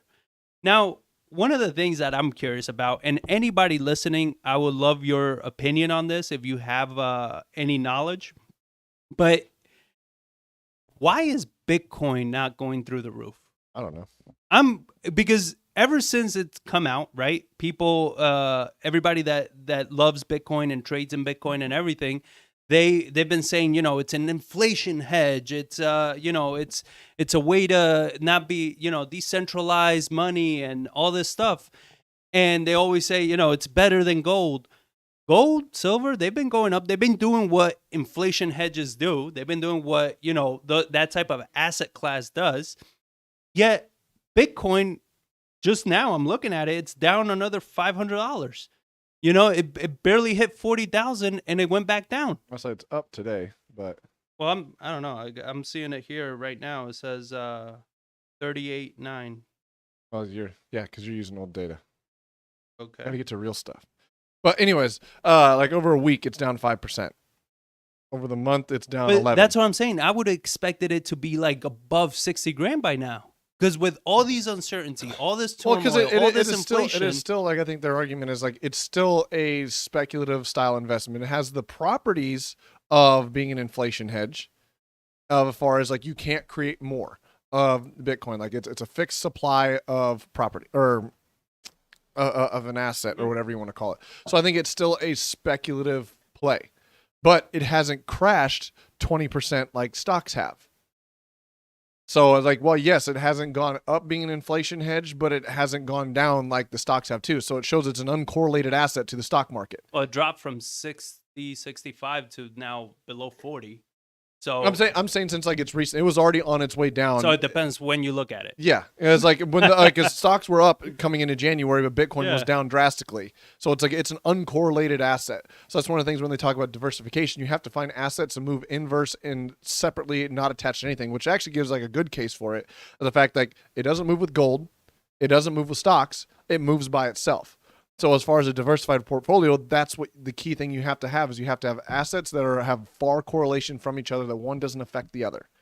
So, But there's correlation. I mean, this has the fundamentals of why Bitcoin is supposed to be good is not proven true right now because it's supposed to be a safe haven. You would think safe havens. It's not. People try to sell it as that. It's not supposed to be a safe haven. It's like it's still a speculative asset. For sure, Right. that have its own, like people just relate to it, saying like, "Hey, it's like gold. It could be an inflation hedge, it's a Right. fixed supply and stuff like that. It could be, but it's not. It shows like, okay, it hasn't followed exactly what gold does, but that's like that makes it even a better asset than gold. Like, not okay. No, let me take better asset than gold. It makes it a better alternative investment than just saying it's going to be digital gold, because it doesn't move with gold. It moves kind of like gold. But it doesn't move like stocks. It doesn't move like gold. It's an uncorrelated asset that moves inversely or separate than what moves on in other markets. So that's one thing when people say you look for diversification, you have to find things that doesn't move like anything else. It's its own asset that goes up and down. That's the problem is that, again, just on what you're saying, Bitcoin, nobody knows what the fuck it does then. Yeah. Like Exactly. So how is that a smart investment? Because that's why you want it because you don't know what it is? Well, no, it's like that's when like if you listen to Dalio, he Mhm. talks fun. You have to find uncorrelated assets that move in opposite of each other for different markets for different reasons. When you're Right. looking at just diversifying and dollar cost averaging across multiple asset classes, Yeah. that's how you save and protect and build wealth. Right. So therefore, Bitcoin, since it doesn't move like gold, doesn't move like stocks, doesn't move like bonds, and they don't seem to drive and affect each other, it means it has alternative motives and drivers to it. So as far as it has a piece, a play in But an overall when it's portfolio. been brought out, it was brought out as it's going to be better than gold. It's a better investment. It's going to when inflation takes off, Bitcoin is going to be through the roof. You're going to be happy you had it. All these things. Well, that's talking all heads of in the those- last 2 years. That's Huh? not what that's talking heads in the last 2 years. That's not why Bitcoin was Okay, created. but it's anybody that I've spoken to that are Bitcoin enthusiasts. Well, I mean, that's headlines and stuff like that because they use like it does have properties. They say like gold because it's and then they're tagging onto it's a fixed supply. right. So as more and more money is created, therefore this asset that has a fixed supply should increase, just like land But it prices doesn't. increasing. Yeah. It's like yes, but it hasn't. That doesn't Exactly. mean because it hasn't fully formed. It's like, but it still has an underlying property to it. So just because the fact that it hasn't gone up like it immediately has, like, well, yeah, because it's still a forming class. Like it's still trying to find its place. Like it's gonna have its booms and busts over and over and over again. But I just feel it's like still higher prices than know- it was in summer of 2020. Yeah, and It's like it's if you higher look- than when it first came out. But I mean, it's just to me, those are great excuses. I agree. With all of that, it's just my thing is like it. That's the thing with Bitcoin. Like it's always changing what reason and excuse you need to invest in this thing, and it's like, and don't get me wrong, I believe in diversification. I believe like you should have a little bit in Bitcoin, just because, right? It's like why not? But as far as it being a smart investment, like so many people try to like push and pedal, and it's like it's not a smart investment because nobody knows how it works. And I think even Bitcoin itself hasn't determined its true value in the market, which is why we see such Yeah, some swings heavy, and stuff. because But you it have so does- much speculation. It has entranced itself in the global economy as an asset class. What Yeah. is that asset class? Nobody really knows because it's only been really around. It's been around since 2012, 10 years, and it really didn't become anything until like 2017. Yeah. And when people really started grabbing onto it. But now it has a massive market cap. And now you're starting to get debt instruments leveraged against it. You're starting to get regulation around it. I know that's crazy. Like I was hearing one that they were saying, you know, the amount of people like lending or borrowing against their Bitcoin and all this, and I was like, my God, like you are just like, again, this is not a stable asset. Yeah. You know what I mean? Like it could completely go down to like 10 grand as it could go up to 100. Both are just as probable. Well, it's like, like March, April of 2020, Bitcoin was like under $4,000. Mm-hmm. And it's like, and look where it's at now. And it's like, it's through the roof. So it does crash and it does rise. But it seems like on a completely separate driving factor of what drives stocks and bonds, gold, silver, commodities, oil. So it's like, well, yeah, it's a very volatile asset class. That's why people say, like, if you talk to financial experts that are into like retirement space and building and protecting wealth, they say, yes, you need it, but a small piece of it because it is very volatile. And it's like, you don't want to put like, well, but I'm seeing it's going up. I'm going to put 30% of my assets in this one thing. They say the same thing about gold. It's like, gold is a very volatile asset in itself, but it's not. It's like, but it can go. It can't. As far as like a wealth producer, it's not. So stocks drop 30%, gold only rose 10. Yep. So it's just like it's stable. If you put your but if you're saying like that's why you can't overweight in it because over long-term growth. Oh, you shouldn't overweight on anything. That's what I'm saying. It just like Bitcoin, like gold, in my opinion, deserves a bigger portion of a portfolio. Mm-hmm. But if you're trying to it's more stable. If you're trying to grow wealth, you can't put all your money in gold because it's not. You're going to lag behind everybody. Gold has never been looked at as a way to grow wealth. It's a way to preserve wealth. In case shit happens, gold is always going to be gold. And that's where but Bitcoin doesn't have that either. Bitcoin is right now, I think a lot of people they looked at it as a way to make money. Yeah. And it hasn't, it's not that. It's not a way to make money. It's a way to preserve. But the problem is people use it as a way to make money. And they're like, well, I'm not making as much money. And then it goes back down. So but do you it hits think a floor that. Do you think we've hit that floor? Because I believe, and I've said this before, I believe that, Bitcoin has been propped up since all this easy money came into the market and people were getting extra money and it was all the hype. Elon Musk is, one of the biggest friggin' insider traders of all this. He props up all the cryptocurrencies. So you've seen this blow up with very, very uneducated money going into it. Do you think there is a price of Bitcoin that's like the true price versus this inflated numbers that we're seeing? I don't know, but I do believe that the floor has increased because think of how many people put money in at they bought it for $100, $200, $300, but $500 in it at $600, and then it fell through the floor, and then they see it at $100, and then they just like, forget it, and then just leave. They lose it. Yeah, it's like. How many stories of that? Like, yeah, I used to play back in like 17, 18 when I was driving through. Then it fell through the floor, and then I just stopped looking at it. So you just left the money there, and then you lost the key because you were on some platform you were playing with trying to do something, and so now that is lost, which means it will never come back ever again. You're never going to be able to find it. So now that money is locked into those asset classes, never to be traded again. Mm-hmm. So money has gone into it and has increased it, and you're seeing the dumb money. Dumb money is the one that put it in there at $100. Whatever, forget it. And now that's increased the floor because they can't even find that $100 anymore of what they didn't understand it. They don't have keys. No, I get all that. But so like, what is the bottom floor? I have no idea. Right. It's like, but I can tell you it's higher than what it was in 2020. You believe it's higher? Because that's when a lot of dumb money went into it, drove the price through the moon, and then people started putting money into it and they just lost it. And they just don't know where it is. Oh, so you're saying that's happened from 2020 till now as well? There's more money at the bottom shelf of money that's lost and can never be found again than there was. Because I think a lot of dumb money flew into it, like you said. How do you know that? What? That there's money in there that people have lost access to. Because you look at the nature of it. Like you had 1 million platforms come out saying, we got your investment. Mm-hmm. And then the platform crashed. Yeah. You bought money on that platform. That's how you accessed your Bitcoin. And then all of a sudden that platform just disappeared. It was gone. It wasn't hosted on anything anymore. So like, where'd your So Bitcoin you lost go? the Bitcoin key, You lost it. all that. Because most people, when you go into these platforms, you aren't given the keys. You don't understand it. You just know that I can put $100 in this thing, I can transfer it into this platform, and I can buy Bitcoin. But you don't own, you're not transferring it to one place to another. You're not using a verified source, because that drives people out onto the further onto the risk spectrum of like, well, Coinbase charges a bunch of money. What's this other one? Oh, you have DTX crypto. Oh, I'm going to go to DTX crypto. I'll put my money in there. I transferred over there, and all of a sudden the platform crashed and disappeared. Well, it's gone. Like, you don't have access to it anymore. That's insane. So you think about I mean, that, it like, makes it even crazier when you think, like, you listen to this guy. He has this podcast, Anthony Pompliano or some shit. And he's, huge crypto guy. Like, he pumps this up like crazy. And he says that he's 95% invested in crypto.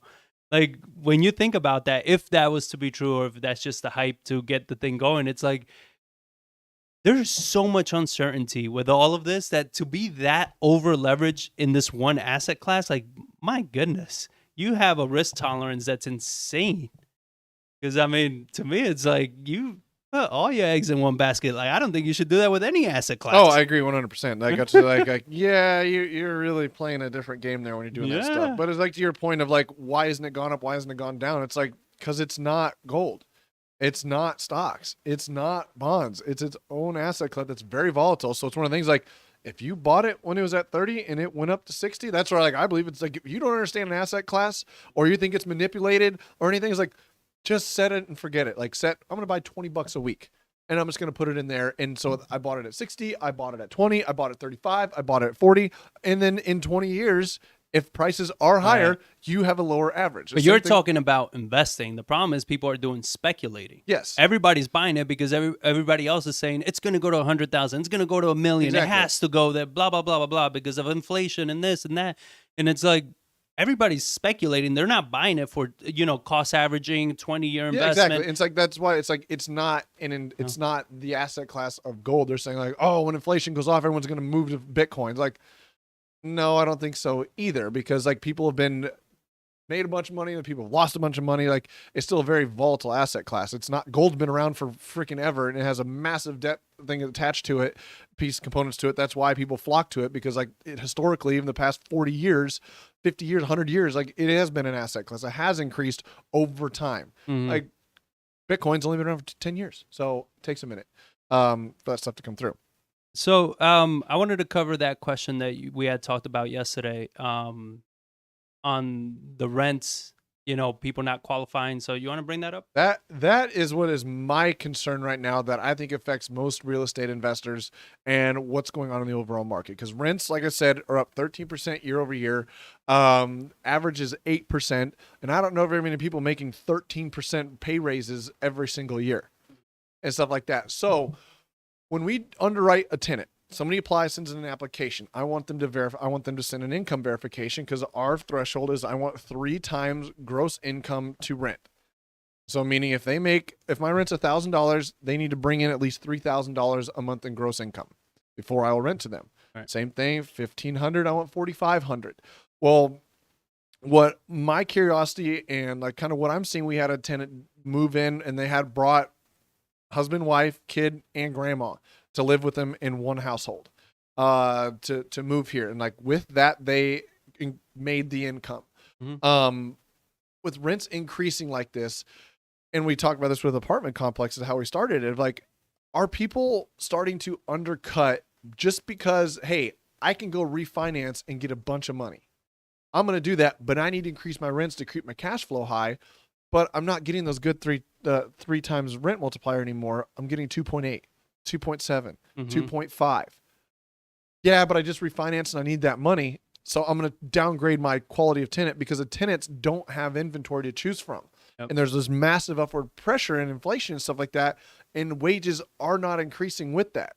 So that is a piece that makes me worry of like, what could bring down real estate. It's like, well, if rents, people just can't afford it and they start losing jobs and the economy stops expanding, it's like rents could fall. And if rents fall, then that drives down prices for the fact that people need to sell inventory because they did not keep quality cash flow. They saw like, hey, I can increase from my rents from 1,400 to 1,600, I can refinance, and my payment goes from, let's say they pulled out a bunch of equity and their payment was 1,000 at 1,400 to get $400 cash flow. Rent went to 1,600. They refinance and they brought all the way up their payment to 1,450. So instead of having 400 cash flow, now they only have 150 cash flow. Yep. But because they just could. They saw everybody else's rents being super high. We just comp to the market. Mm-hmm.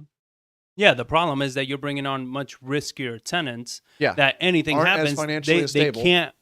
they can't. Now you're having to deal with evictions. You're having to deal with missed payments. And like to your point, this is something that we always try to, warn investors and try to help them tell them, like, you got to be more educated when you do investments, right? And we've seen that trend be in multifamily housing and all that, how, popular and cool that is. And yet that's where we're seeing this the most, because they're dealing with a lot of doors, right? And they need max occupancy, and they need to get those levels. Especially these people buying like on a business plan that they need to execute. They sold the future of this investment. Oh, so that's all it is. Yeah. It's like, I'm over the next 5 years, I'm going to increase rents anywhere from $200 to $300 per unit by putting this money into it and stuff like that. But they're not really adding value to the property. All they're doing is saying rents can be higher. Yep. So I'm going to make rents higher just because you can. It's like, but if you underwrite and you lessen your qualifications of the tenants you get in there, and you have a 150 unit apartment complex, and all of a sudden your turnover starts happening a lot because people can't make rents, you're never going to meet your... And that's what we say, like, that's the risk with multifamily, is that the good thing and the bad thing of multifamily is that it could be valued on its own, in its own area, right? It has its own class to be valued it's at. Valued where on the it's property like itself, not right. What did this one sell over here for? It's not, last you don't year. comp it to the neighborhood, you don't comp it to houses, you comp it to itself. Like, is it fully occupied? What is its expenses? All these things, and that's kind of gives you the value of the property. So that's where it's also the biggest problem it has, because if this happens, and not if, it is happening, like there are people, apartment complex, everything, that are starting to accept people that are not hitting that 3 times rent. They're taking that bigger risk. They need to meet their performance. And they're selling this investment ahead of time. And we've gotten investments pitched to us on multifamily, and we look at it and I'm like, these returns are all on future projections that you hopefully hit those numbers. But when you look at the economy, you look at if they do raise interest rates, if they do, all of that affects this whole investment. Yeah. And you're already buying at a really really low cap rate. You understand? So that you're buying this multifamily. Your margin for error is very small. Very small. And you're getting into it saying, we're going to rent it at this just because we can, but not because it's worth that, because you didn't do those improvements. So you're getting into it, not factoring in the cost of those improvements because you don't need to make them. So when that happens and all of a sudden your property doesn't meet the criteria because you never made those improvements and you overpaid for the property. And you can't drop rents. It's like if we hit in form of recession, and you're saying, oh, I can create rents in $200, and all of a sudden but all I have to do is paint the walls and put a light fixture and like some new carpeting and stuff like that, but not fix the air conditioner, fix the plumbing, fix the outside, make it that much better. Yeah. And then we hit any kind of issue. It's like, whoa, I don't want to pay $200 a month extra to live in something, when it's like this apartment complex has the ability to keep rents maintained and stay where they're at. And so I'm going to go over there. Mm-hmm. So...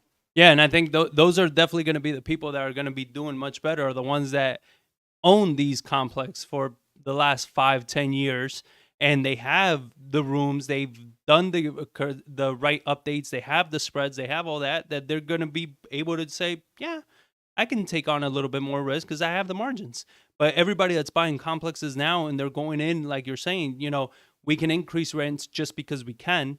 And we're not going to improve the properties at all. And we're going to, start taking in riskier tenants because not everybody's making the level of rent, the income to the amount of rent that's increased. So it's like, man, that's some tricky shit. And that's what we like about single family, is that you have a million ways out of a single family home, where on a multifamily, if you get underwater, like, you're only selling to another investor. Yep. And another investor is going to want a discount. So you're getting screwed no matter what on something like that.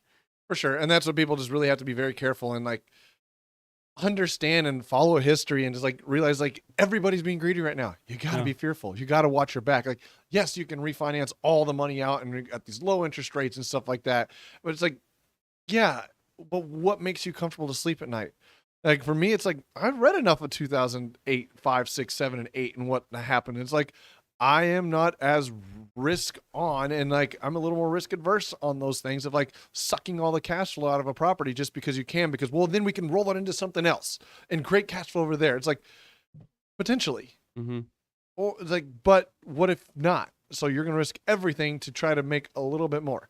Yeah. And that's just like I want to be like I'm a little more conservative in that because like at the end of the day, like I don't want to lose it all and start over.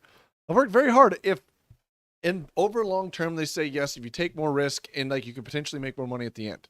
It's like, but you could potentially not. Nobody focuses on the potentially not part. Exactly. It's like, yeah, but if I just keep going, I know I'll make money at the end. Like until you're in your 50s and you lose it all because you're trying to just make more because you have no end goal in sight of what you're really shooting for. It's like I would rather just like I'm just one piece at a time because I know for sure I keep this piece up, and by that time it's like we're gonna grow the business because we have a good solid foundation. Yeah. But if it's built on cheap money, cheap debt, and forcing appreciation just And because the market's speed. going up, and it's like you're playing a very risky game. Well, That eventually that's gonna caught up because one thing we talk about like nobody's been smacked in the mouth exactly. since 2008. Yeah. Like, and so everybody's- many new people since then have gotten and into then, like, the market. everybody's just like, oh, but money, it's just always gone up. Like, look at the last 10 years. Everyone's just making money the last 12 years. Like, because at the very bottom 12 years ago, we've been on a massive bull run. And the last recession wasn't like any other recession because we knew what the problem was.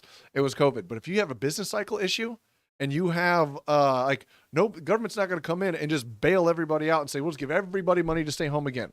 Because that's not the problem. That is the problem, is that people are staying. We can't have people stay home. We need them to get back to work and fix these supply chain issues. Right. How do you throw money at that? It's not targeted like COVID was. It was like, all right, we're going to pay people to stay home. We're going to shore up the airlines. We're going to shore this stuff up. So when the economy does come back, we get this figured out. Everything's up and going again. But if a business cycle is just ending and running out of steam, Yeah. those bailouts don't make sense anymore because it's like we don't know how long this is going to go if this is a long-term trend kind of thing. And that's the risk that we see too. It's like a lot of investors look like geniuses right now because of the market is making them look like geniuses, but they don't understand investing. They don't understand, why it is that they're making the money. They just know that they're buying a house, doing a little bit and selling it for more. And they're like, yeah, I made money. I'm so smart. And I'm like, do you even know why though? Or you're buying a complex and it's going up in value. We're so good at this. Like, are you though? Or is the market making you look very smart? You truly understand this? Like, what's your hedge in case something happens? What do you mean? The market's not going to crash? Like, that's your only hedge? The market's not going to crash? Yeah, and that's to say, like, everyone, like, Airbnb, all Airbnb, everything's Airbnb. Like, it's like, yeah, because it's a hot asset because everyone's made a bunch of money recently with it. Yeah. It's like, but it's based on people moving around. In recessions, people don't move around. Yep. So hitting that, we just picked up our first Airbnb. How's that been? it actually has been like worked out a lot better than what we anticipated as far from like a cash flow standpoint of how much money it can make. But it's also like, thank God it did, because it's really just like, this thing's only making $500 in cash flow a month. Like, that makes me nervous for the fact that it's so dependent on somebody not just needing a place to live. It's like, no, somebody vacationing. Yeah. Or somebody coming here for work or something like that. It's other factors that it's a short-term ordeal.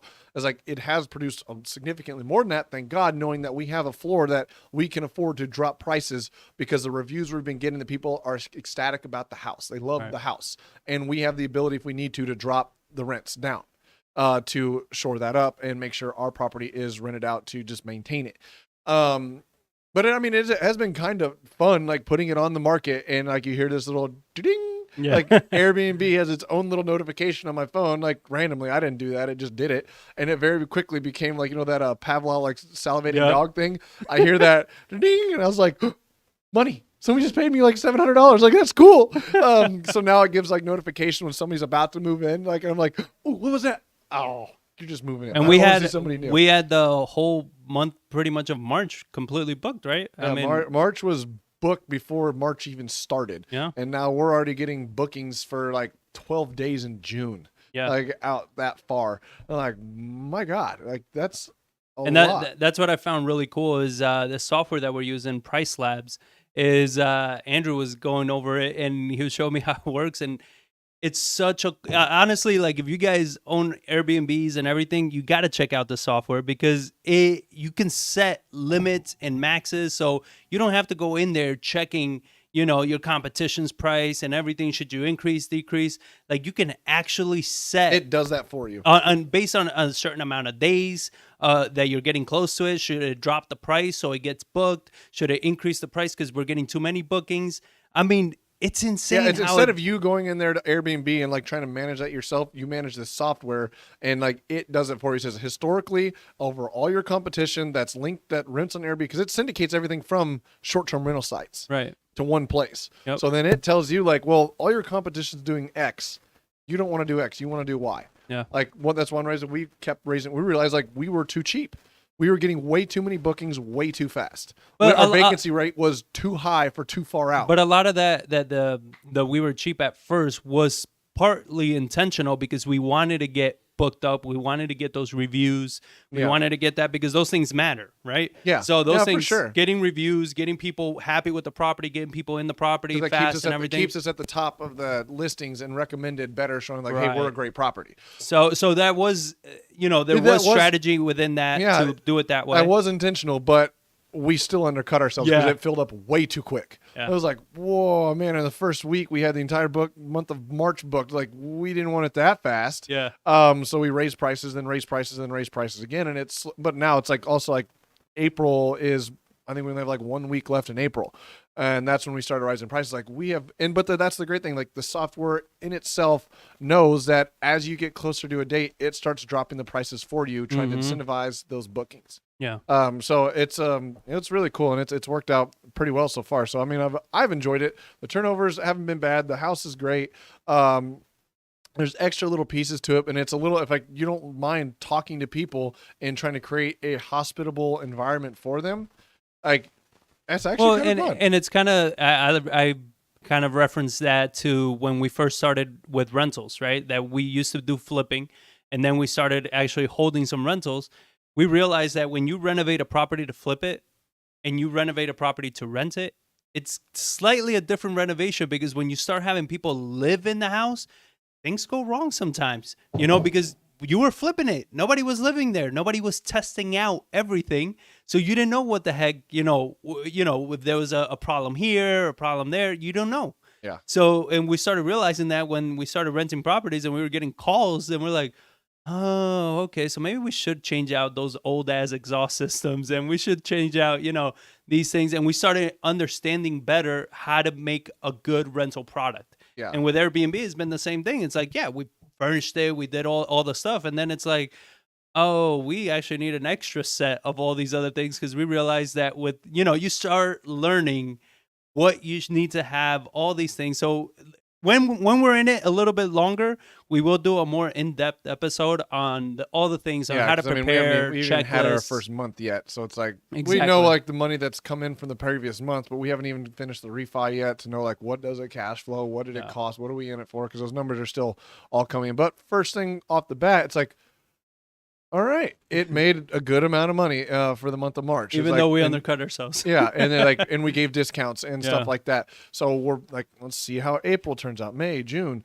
as more bookings come in and more people come there. But that is the concern of like, if we hit a recession and we stop and the economic business cycle slows down and those things quit happening, that could affect this Airbnb piece of like, well, people aren't even coming here anymore and new inventory has come online. That's one thing is why it's like you can't just buy it and throw it on the market and call it good. Like I've heard people like, oh, you just buy it, set it and forget it and you're fine. Well, if you're not managing the person that's coming into it, that's how you end up having like a massive party come into your house with like 45 people and damaging the thing. It's like, it's not a hands off, hey, just, a booking. Yeah, go ahead. Just out of sight, out of mind kind of thing.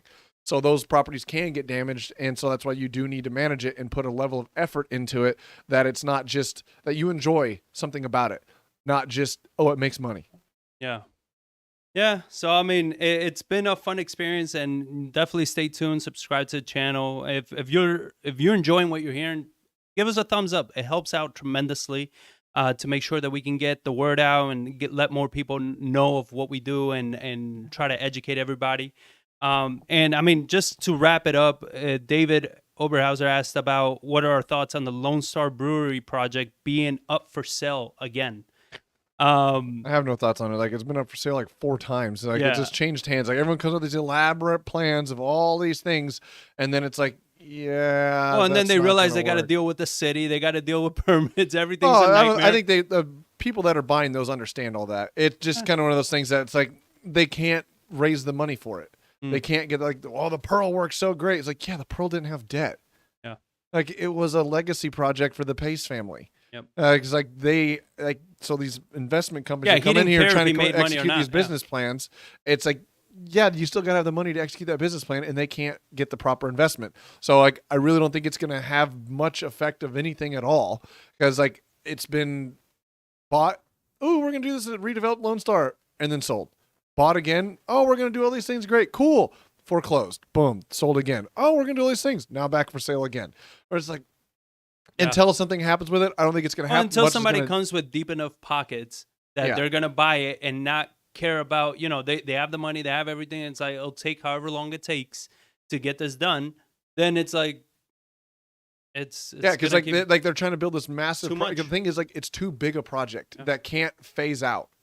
Because, like, the Pearl, they were able to break out and phase out. Because you go to the Pearl now, like, that place is bumping. It is overcrowded. Well, they started charging for parking. We need another entertainment venue like the Pearl, but the problem with the Lone Star is, like, it's too old. Yeah. It's got too much to it, and nobody can roll it out in phases. Because the same thing we talk about, like, you can't just Band-Aid something without fixing the foundation first. Because this one gentleman we're working with right now, he's like, oh, I want to fix the bathroom first before I sell it. Like, why? Because I have to fix the foundation before you fix any of that. So there's no point in you doing all that, because now I'm going to factor in, I still got to redo it. Like, yeah, it doesn't. And it sucks for that gentleman, because, I mean, we had the conversation with him, and it's like, he says, I put so much money into this house. We're like, I agree. You did put a lot of money into it, but you never fixed the foundation. So all the flooring, all the paint, all the stuff that you did, all that's for nothing at this point, because you have massive foundation issues that need to get repaired before anything else gets done. So it's like, this sucks. Like, you're losing all this money that you did because you did it all on a weak foundation, on a bad foundation. And it's like, now you kind of got to pay the price for it. Yep, it's kind of the same with housing. Like, if you don't have an underlying foundation of good property with good debt against it and good cash flow, and build it on sticks and bricks and trying to get bigger. Look, I put new siding, I put new paint, I redid texturing, I did all these fancy things in the house. But if your foundation what you sucked, don't understand on that, where it works, is look at the amount of Instagram likes that I just got on that. I'm cool on Instagram. Cool on Instagram. Yeah, because Instagram pays you so much money. Oh, yeah. It gives you emotional it makes me feel special when people like me. So until everything crashes and you don't have those Instagram photos anymore. With that, guys, that wraps up today's Coffee with the John. Sorry for all the glitches at the beginning. Yeah, well, hopefully we get it figured out. I don't know what the hell happened, but we'll see what happens next time. You just need to click more buttons next time. Yeah, just click everything. Go. So with that being said, guys, thank you all for watching. Please keep leaving your comments. We always check on these. If you have any comments or questions or anything, we're always checking and trying to get back to you as quickly as possible. So with that, thank you all for watching, and we'll catch you all on the next one. Bye-bye.